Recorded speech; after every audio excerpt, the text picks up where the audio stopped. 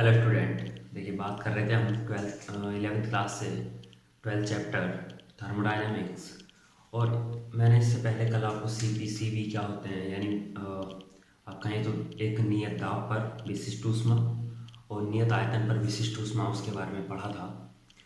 और हमने जो उसके प्रोसेस थे थर्मोडायनेमिक सिस्टम के, आइसोथर्मल, आइसोबॉरिक, आइसोबॉरिक और एडिवेटिक यानी रुटोन स्पेक्ट्रम, इनके बारे में पढ़ लिया था। मैंने उनकी जो इक्वेशन थी, स्टेट इक्वेशन, वे भी आपको बताई थी। एक क्वेश्चन भी था साथ में जिसके बारे में डिस्कस किया था कि C P is always greater than to C V. तो ऐसा क्यों होता है, उसका भी जो मैंने आपको बताया था। आज जो उससे अलग टॉपिक है वो है कि जो सी पी, जो हमारे पास सी पी और सी बी था, जो मैंने कल बोला भी था कि जो इम्पोर्टेंट पार्ट है सी पी और सी बी, ठीक है, इनमें रिलेशन क्या होता है, इसके बारे में हमने डिस्कस करना था। तो आइए उसी पर बात करते हैं। तो सी पी, सी बी और आर में रिलेशन एक बहुत सिंपल सी चीज़ है। क्या करना है, सबसे पहले कि पहली चीज़ को डिस्कस कर रहे हैं, पहला और सेकंड पार्ट करके डाल देता हूँ मैं, ठीक है। तो पहली चीज़ को डिस्कस कर रहे हैं, तो पहली चीज़ में क्या है कि आपको केवल फर्स्ट नियम लिखना है, D Q equal to D U plus P into delta P. मैं कहूँ कि नियत यानी सम आयतनिक प्रोसेस, सम कोरिकुलम, ठीक है, सम आयतनिक तनिक। इसकी अगर मैं बात करूं तो कांस्टेंट आयतन यानी नियत आयतन पर, यानी डेल्टा पी क्या हो, कांस्टेंट। तो क्या होता है, तो जब नियत आयतन होगा तो इसका मान कितना हो जाएगा, 0। तो देखिए, अब मैं उसी चीज को बोल रहा हूँ कि डी क्यू जब कांस्टेंट वी हो, डी यू प्लस इसकी वैल्यू कितनी हो गई, 0। तो इसको लिखूं ना लिखूं कोई फर्क नहीं पड़ता। क्या लिखना है आगे देखिए। अब दोनों तरफ मैंने क्या कर लिया, डी क्यू से क्या कर लिया, भाग कर लिया, यानी ये लिख दिया मैंने D Q upon D T और वी और D U upon D T, ठीक है। एक चीज आप और हमेशा ध्यान रखेंगे कि D Q upon sorry D U upon D T, ठीक है, चाहे ये कांस्टेंट प्रेशर के लिए हो, और D U upon D T चाहे कांस्टेंट आयतन के लिए, दोनों के दोनों इक्वल होते हैं। ये चीज़ आपको ध्यान रखनी है, ये दोनों के अपने इक्वल होते हैं। तो इससे कोई ज़्यादा मैटर नहीं है, बस आपको जो चीज़ मैं समझा रहा हूँ उस चीज़ को ध्यान रख के चलना बहुत ईजी है। मैंने बोला नियत आयतन यानी वी को क्या रखना है, कॉन्स्टेंट रखना है, वी कॉन्स्टेंट रख के चलना है स्टार्टिंग में, ये आ गया। और इसको क्या बोलते हैं, सी बी बोलते हैं, यानी ये क्या हो गया हमारे लिए एक तरह से सी बी। तो सी बी की वैल्यू कितनी आ गई, D U equal to D T, ठीक है। अब ये किसके लिए है, नियत आयतन के लिए। अब इस इक्वेशन में फिर से, यानी पहली इक्वेशन में पी को कांस्टेंट रख के जाना है, किसको, पी को कांस्टेंट रख के। तो कितना आ जाएगा, डी क्यू पी के लिए D U plus P into D B, P into D B, ठीक है। और ये किसके लिए, पी के लिए, ठीक है। यहाँ पी लिखे ना लिखे, लेकिन यहाँ पी लिखना जरूरी है, पी और पी। क्यों, इसी से आपको पता लगेगा सी बी है या सी पी है, ठीक है। पी से दोनों तरफ क्या लिख लीजिएगा, तो D Q upon D T, यहाँ P equal to D U upon D T plus ये आ जाएगा P D V upon D T और यहाँ पी, ठीक है। इसको क्या कहते हैं आप, ये किस चीज़ का मान है, सी पी का। ये मैंने भी आपको बताया किस चीज़ का मान है, इसको इक्वेशन 2 डाल दो तो इक्वेशन 2 से उठा कर दो, सी बी प्लस, देखिए अब जो हमारे पास, चलिए इसको ऐसे लिखा रहते हैं, D V upon D T और ये हो गया पी। आप ये पी सी सब छोड़ दीजिए, आप एक चीज़ ध्यान रखिए, बस पी वी बराबर क्या होता है, आर टी होता है, पी वी बराबर आर टी, ठीक है। पी वी और टी लिखा हुआ है, तो पी वी और टी इधर ले आइए, तो कितना बचा, आर, ठीक है। इसको क्या कर लो, सी पी एन से लिखा रहने दो, सी बी, और इस पूरे की वैल्यू क्या हो गई, आर, तो ये कितना हो गया, आर। तो सी पी बराबर सी बी प्लस आर, ये आपका मेयर सूत्र है, मेयर। और ये बहुत इंपॉर्टेंट है, इस चीज़ को आप ध्यान रखें चलें, केमिस्ट्री हो चाहे फिजिक्स हो, ये लगभग 3 नंबर आपको दे के ही जाता है, कन्फर्म है। ठीक है, तो ये चीज़ आपको ध्यान रखनी है। ठीक, ये मेयर सूत्र हो गया आपका। अब इसके बाद बात करते हैं सेकंड वाले की। तो सेकंड वाले में 2 पार्ट हैं, एक तो लिखा हुआ है आइसोथर्मल प्रोसेस के लिए वर्क डन, और एक है एडियाबेटिक यानी रुद्धोष्म प्रक्रम के लिए, यानी समतापी और दूसरा रुद्धोष्म प्रक्रम। ठीक है, इसको बोलते हैं समतापी, इसको बोलते हैं रुद्धोष्म। तो अगर मैं फर्स्ट पार्ट की बात करता हूँ किसके अंदर अंतर्गत सेकंड के लिए, यानी आइसोथर्मल वाले के लिए बात करें, आइसोथर्मल प्रोसेस के लिए बात करते हैं। तो देखिए W निकालने का एक सीधा सा तरीका है, आप लिमिट, मैंने आपको P इंटू डी वी तो बताया था। ठीक है, P इंटू डी वी बताया था। P इंटू डी वी के बाद आप ये समझ के चलिए कि मैंने आपको एक सूत्र बताया था W का, W बराबर P इंटू डी वी। ठीक है, तो जब यहाँ डिफरेंशिएट भाग लिखा हुआ है और यहाँ W लिखा हुआ है, तो यहाँ DW कर लीजिए। और यदि यहाँ DW नहीं है, W है, तो इसका मतलब यहाँ इंटीग्रेशन लगा हुआ होगा और V1 टू V2 क्या लगी हुई होगी, आयतन की लिमिट लगी हुई होगी। तो ये वाला प्रोसेस आपको क्या करना है, यूज करना है। तो V1 से V2 लिमिट और P इंटू डी। अब जब लिमिट हमारे पास यहाँ आयतन की होती है, तो एक चीज़ ध्यान रखने की, P में तो कुछ है नहीं, लेकिन हम P को आयतन के फॉर्मेट में चेंज कर सकते हैं। इस चीज़ को ध्यान रखना है क्या, कि अब देखिए इस P का मान हम क्या रख सकते हैं, P का मान हम रख सकते हैं P बराबर एन आर टी, P भी बराबर एन आर टी इक्वेशन होती है। तो यहाँ से अगर मैं P की वैल्यू निकालता हूँ तो याद आएगी P बराबर आर टी अपॉन वी। ठीक है, तो इसको क्या कर लीजिए, बाहर निकाल लीजिए, कितना आ जाएगा, W बराबर integration V1 V2 R T upon V into D. ठीक है, अब आर टी कॉन्स्टेंट है, इसका कोई मतलब नहीं है, तो ये आ जाएगा आर टी बाहर और 1/v इंटू डी वी। आपको अगर ध्यान हो तो एक सूत्र आपने पढ़ा होगा, 1/v का, यदि 1/t का इंटीग्रेशन जब कराया था तो ये दिखाया था आपको log t। ठीक है, तो उसी फॉर्मेट को यूज करेंगे। यहाँ क्या लिखा होगा, केवल v, यहाँ सॉरी, यहाँ जब t था तो यहाँ t था, अब यहाँ b है तो क्या लगेगा, यहाँ भी b, यहाँ b और यहाँ भी b। भाई इतनी चीज़ आपको ध्यान रखनी है।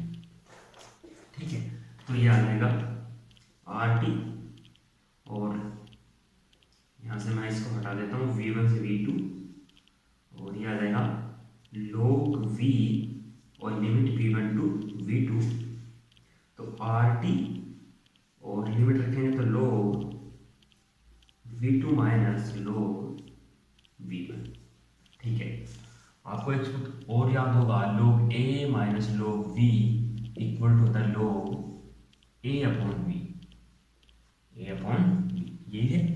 इसको यहाँ यूज कर लीजिए, ये क्या लिखा हुआ है, log V2 माइनस V1, तो कितना हो जाएगा, इसको अगर मैं यहाँ लिख दूँ साइड में, तो आ जाएगा W equal to R T log V2 upon V1। ठीक है, अपर लिमिट पहले, लोअर लिमिट बाद में ये रख दिया है।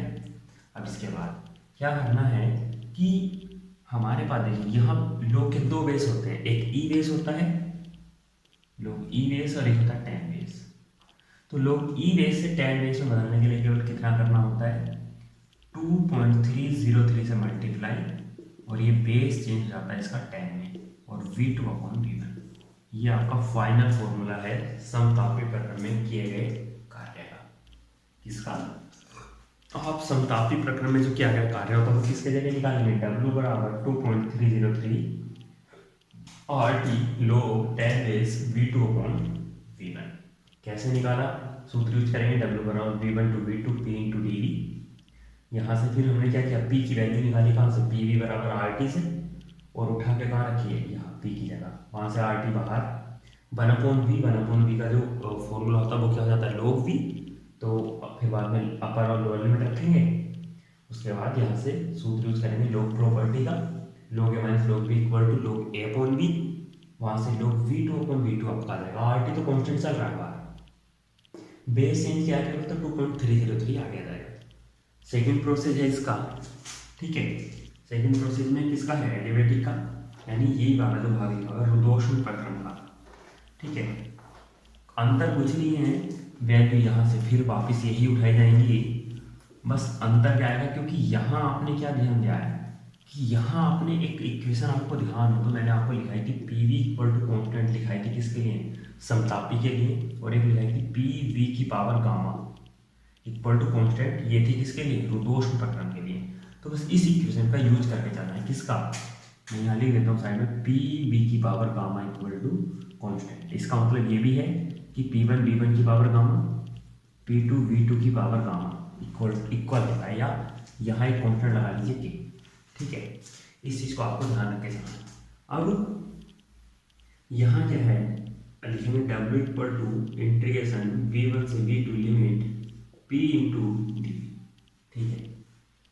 इसकी अगर मैं यहाँ से लिमिट चेंज करता हूँ तो रुद्धोष्म प्रक्रम के लिए ये लिमिट है, तो ये क्या आ जाएगी, ये आ जाएगी डब्ल्यू इक्वल टू एक कांस्टेंट के ले लिए, के ले लें तो वो आ जाएगा इंटीग्रेशन वी वन से वी टू और के अपॉन वी वी की पावर गामा, और साथ में कितना रहेगा, जो ये डी वी लिखा हुआ है, ठीक है। अब वही सेम देखिए, पहले क्या था, 1/v की फॉर्मेट थी, तो इसमें log v हो गया था। अब यहाँ पावर है, तो पावर यदि जब होती है तो हम इसको क्या करते हैं, v की माइनस में ले लेते हैं और तब सोल्व करते हैं। तो x की पावर n का फॉर्मूला खुलेगा, तो x की पावर n का फॉर्मेट क्या होता है, x की पावर n+1 अपॉन n+1।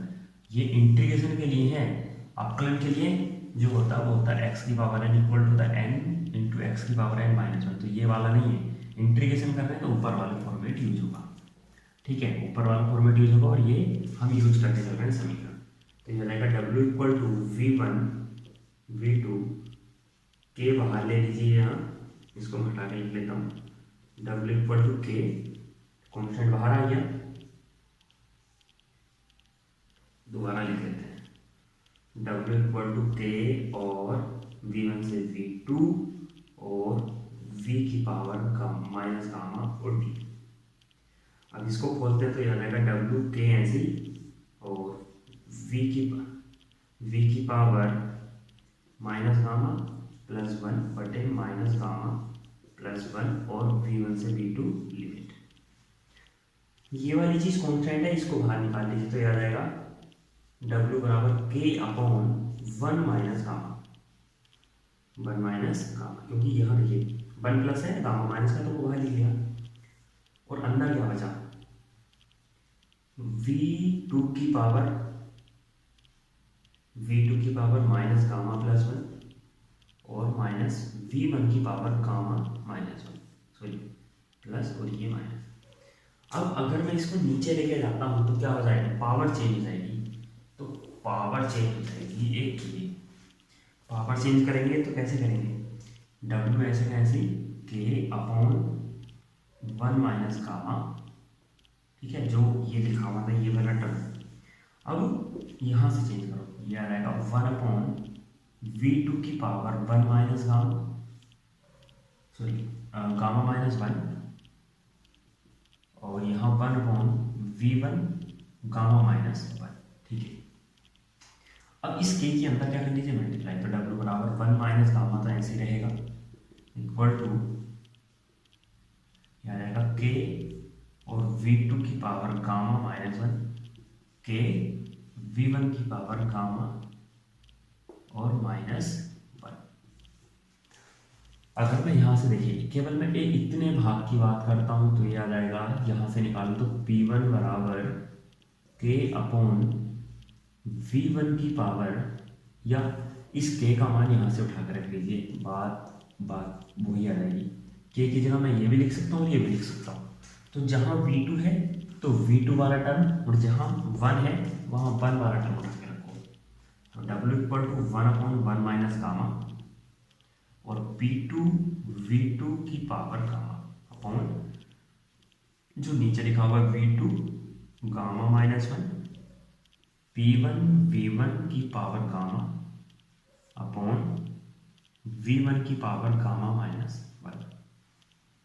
ठीक है, इतना हो गया। अब देखिए, अब यहाँ से हमें देखिए केवल घातों को सिंप्लीफाई करना है। यहाँ v2 की पावर नीचे क्या लिखी हुई है, गामा माइनस 1। और आप देखिए एक चीज़ हो रहा है, अगर आप यहाँ नहीं इस चीज़ को नहीं भी लिख रहे हैं, आप मान लिया जैसे आपने ये लिखा हुआ है, ठीक है, तो अभी चल यहाँ से दोबारा भी करके दिखा देंगे कि आपको इसको नीचे लिखा नहीं होगी, आप ऊपर ही सोल्व कर सकते हैं। फिलहाल तो इसको देखिए, ये v2 कहाँ है, नीचे, ऊपर जाएगा तो पावर में क्या जाएगा, चिन्ह चेंज हो जाएगी, तो हो जाएगा p2 v2 की पावर गामा लिखा हुआ है, मल्टीप्लाई में कौन आ गया, v2, ऊपर से नीचे से ऊपर गया तो चिन्ह चेंज होंगे पावर के, तो माइनस का गामा और +1। इन दोनों की देखिए जब अब पावर ऐड होगी तो हो जाएगा v2 की पावर गामा माइनस गामा और +1। गामा से गामा कैंसिल, तो बचेगी क्या, v2 की पावर 1, ऐसी v1 की पावर भी 1 बचेगी, तो 1 को लिखो मत लिखो एक ही चीज़ होती है। तो यह जाएगा w = 1/1 माइनस गामा, और इसको पूरे को सोल्व करके आया p2 v2 माइनस, इसको सोल्व करके आ जाएगा p1 v1, जैसे ये मैंने सोल्व किया हुआ है। तो यहाँ केवल बचेगा क्या, p2 और v2 तो बचेगा, ऐसी उधर से सोल्व करेंगे तो कितना बचेगा, p1 v1। अब जो गैस इक्वेशन है pv बराबर RT, तो p1 v1 कितना आ जाएगा r, ठीक है, और t1, ठीक, और p2 v2 के लिए करते हैं तो p2 v2 equal to r t2। r तो कॉन्स्टेंट है, इसको तो चेंज होने से मतलब ही नहीं। तो ये आ जाएगा w = 1/1 माइनस गामा, इसकी जगह लिख लेंगे r t2 और इसकी जगह r t1, ठीक है, और यहाँ से r आ जाएगा कॉमन, तो ये आ जाएगा w = r/1 माइनस गामा और ब्रैकेट में t2 माइनस t1। ये रुदोष प्रक्रम में कृत कार्य है। ये जो ऊपर वाला काम है ये सब ये एक्स्ट्रा में आपको समझाने के लिए है, ठीक है। अब देखिए मैं एक बार रिपीट कर देता हूँ कैसे कैसे आया। यहाँ नॉर्मल सूत्र यूज किया हुआ है। जो रुदोष्म अवस्था समीकरण होती है वो होती है पी बी की power gamma equal to constant. यहाँ से p की वैल्यू निकाली है तो k अपॉन एक कॉन्स्टेंट मान लिया है, यहाँ इसकी जगह मैं k लिख दूँ तो k, और ये आ जाएगा v की पावर गामा नीचे, तो v की पावर गामा नीचे, इसको ऊपर लेके जाएंगे तो पावर माइनस में, इंटीग्रेशन करेंगे तो पावर में एक जुड़ेगा और यही वाली चीज़ नीचे आ जाएगी।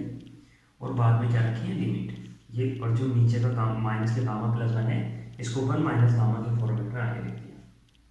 अब बाद में इस ये जो पावर्स हैं इनको नीचे ले आया तो पावर चेंज कर दी, चेंज किया हुआ है, गामा माइनस का था तो प्लस का हो गया, 1 प्लस का था तो माइनस का। एक चीज़ समझ लीजिए, बाकी दूसरी सेम टू सेम ऐसे करके चलनी है। यहाँ भी यही पावर है, चेंज ऐसे ही होगा। अब यहाँ इस k के अंदर मल्टीप्लाई कर दिए तो अब यहाँ से देखेंगे तो k की वैल्यू कितनी है, p1 v1 की पावर गामा, p2 v2 की पावर गामा, तो ये k की जगह तो लिख सकते हैं, तो k की जगह हमने वैल्यू रख दी दोनों। उसके बाद इस पावर को ऊपर लेके गए हैं और सोल्व किया, तो वो इस तरह से सोल्व करेंगे तो कितना बचेगा, p2 v2, तो ये भी और गया। आप यहाँ से आदर्श गैस इक्वेशन से निकालेंगे तो p1 v1 यानी जो p2 v2 है इसकी वैल्यू कितनी आएगी, RT2, p1 v1 की वैल्यू कितनी आएगी, RT1, r कॉमन निकाल लीजिए, आपको आंसर निकल के आ गया। अब अगर मैं यहीं से बात करूँ, जो ये वाली लाइन थी इसको पावर नीचे ना ले जाऊँ तो देखिए चेंज क्या होगा, केवल यहाँ से चेंज हो जाएगा, ये अंदर का, इसको मैं केवल अंदर वाले में हटा देता हूँ, ठीक है। क्या होगा, यहाँ इस k के अंदर मल्टीप्लाई करो तो यहाँ से k हटेगा तो किसके साथ आ जाएगा, v2 के, तो k v2 minus gamma +1 minus k v1 gamma minus gamma, और ये यानी माइनस गामा और +1, ठीक। k की वैल्यू रखो, k की वैल्यू रखेंगे तो कितना आ जाएगा इस वाले फॉर्मेट से, तो आ जाएगा p2 v2 की पावर, और ये v2 दोबारा से जो लिखा हुआ है ये वाला minus gamma +1 minus p1 v1 k की वैल्यू और v1 और इसकी पावर माइनस गामा +1। अब यही वाली लाइन देखिए मैंने यहाँ लिखी थी, इसका आंसर कितना निकल के आया था, p2 v2, तो p2 और v2 बचेगा, ठीक है। और सॉरी यहाँ गामा है पावर में, ठीक, तो बचा कितना P2 V2, और यहाँ कितना बचा P1 और V1। इसके बाद हमने इसकी वैल्यू कहाँ से निकाली थी, P1 V1 की, P2 V2 की, यहाँ से। तो इसकी जगह कितना लिखा था RT2, और इसकी जगह कितना लिखा था RT1। R यहाँ से क्या कर लीजिए कॉमन, तो R जब कॉमन निकलेगा तो ये 1/1 माइनस का R/1 गामा हो गया, और यहाँ क्या दे T2 माइनस T1।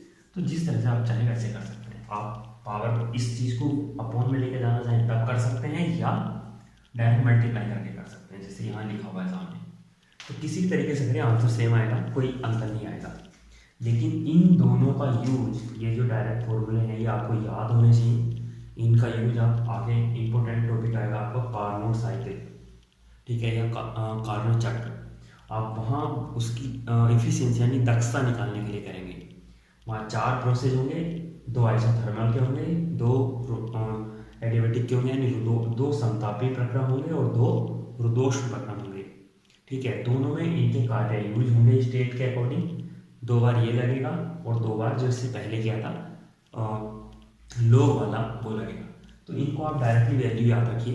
ये आपको जितने आप ये डायरेक्टली याद रख सकते हैं उतना आपका बेनिफिट होगा। So thank you for watching, और लाइक और सब्सक्राइब शेयर करना।